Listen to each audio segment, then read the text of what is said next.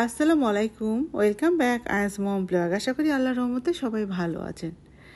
আজকে আমরা এসেছি এলমিনা লেক সাইড মলে, আর আজকেই হচ্ছে এই মলের গ্র্যান্ড ওপেনিং।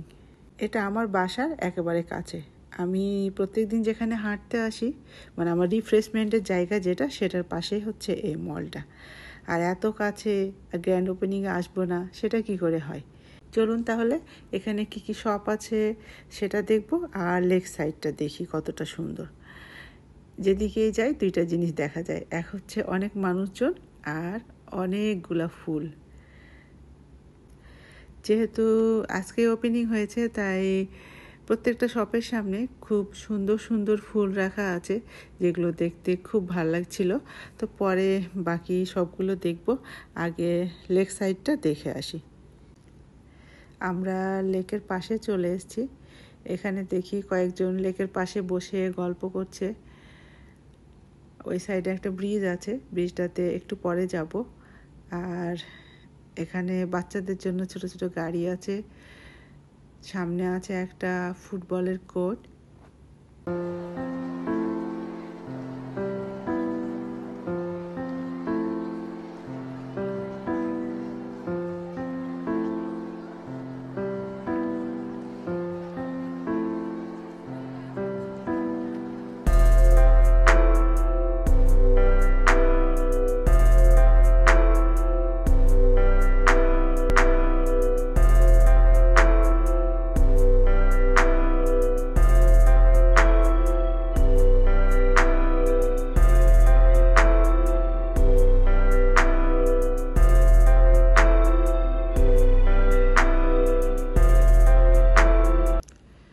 লেকের সাইড, তারপরে হচ্ছে চারদিকটা এত সুন্দর লাগছে দেখতে। লেকে ছোট ছোট বোট দেখলাম, এখানে বোটিংও করা যাবে। লেকের এই সাইড দিয়ে আমি ভাবছিলাম হাঁটতে হাঁটতে ওই সাইডে যাব, তারপরে হচ্ছে মলে যাব। তো আজকে আর ইচ্ছে করছে না, আরেকদিন আমি পুরা লেকের সাইডে হাঁটবো, আজকে না। রেস্টুরেন্টগুলো সব হচ্ছে লেক সাইডে। এখানে বসে খাবার খেতে খেতে লেকের সৌন্দর্যটা খুব ভালোভাবে উপভোগ করা যাবে। আমরা এখন ব্রিজের উপরে যাব।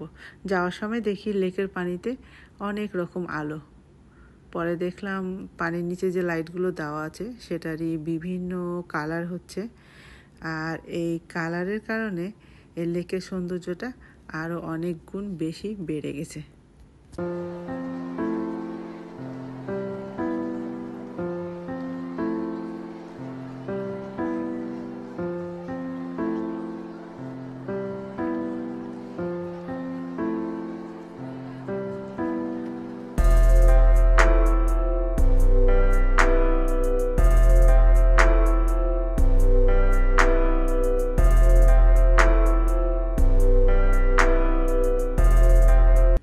কি সুন্দর না, আমার কাছে তো খুব ভালো লাগছে।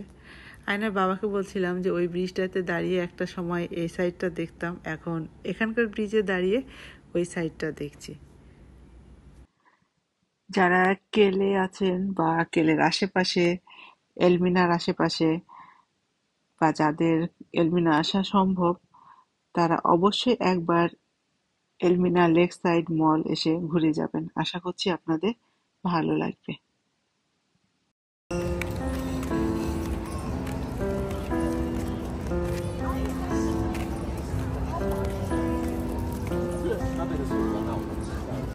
এটা এখনো কমপ্লিট হয়নি, এটার উপরে গ্লাস দিবে, তারপরে অনেকেই পানির মধ্যে হেঁটে ওই পারে যাচ্ছে। আমরা আর গেলাম না, গ্লাস দেওয়ার পরেই যাব।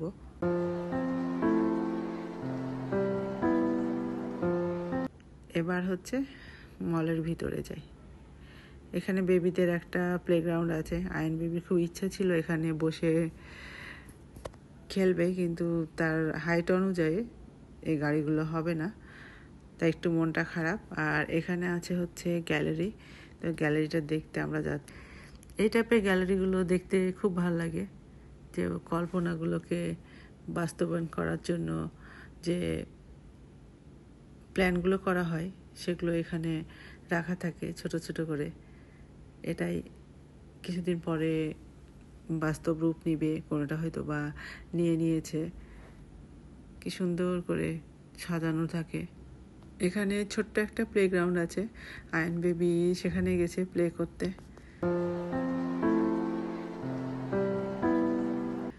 আমার কিছু কেনাকাটা আছে, সেটার জন্য অটসন যেতে হবে। ইদানিং অটসন আমার প্রিয় একটা শপ। এক এক সময় এক একটা শপ আসলে ভালো লাগে।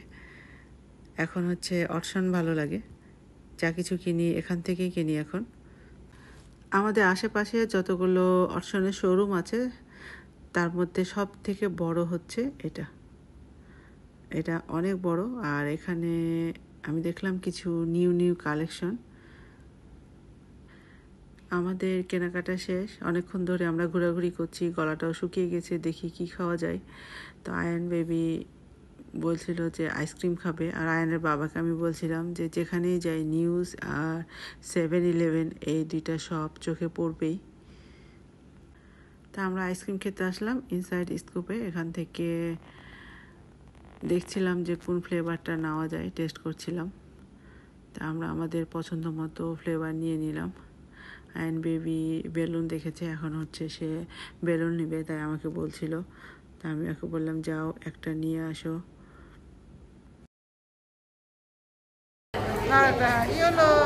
ওকে, আসো আসো, কামে ওয়ান।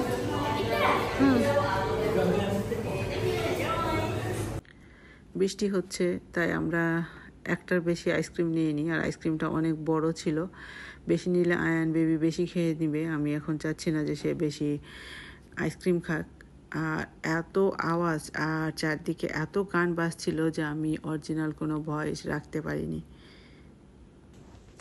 এখানে এসে একটা কফি শপ দেখলাম, সেটার নাম হচ্ছে নাক নাক।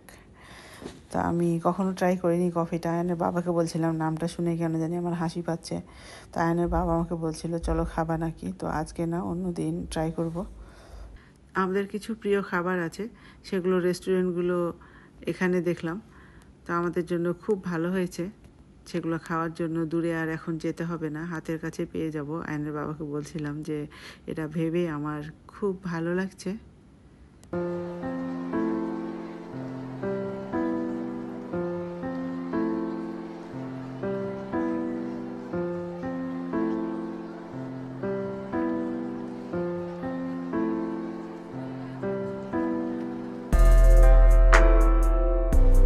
হ্যাপি ফিশ সুইম স্কুল, এটার সামনেটা ডেকোরেশনটা হয়ে গেছে কিন্তু ভিতরটা এখনও কমপ্লিট হয়নি। এটা কী জন্য বানাচ্ছে আমি ঠিক জানি না। এখন এখানে কোনো ফিশ থাকবে না সুইমিং স্কুল হবে আমি বুঝতে পারছি না। যেদিকে যায় শুধু মানুষ আর মানুষ।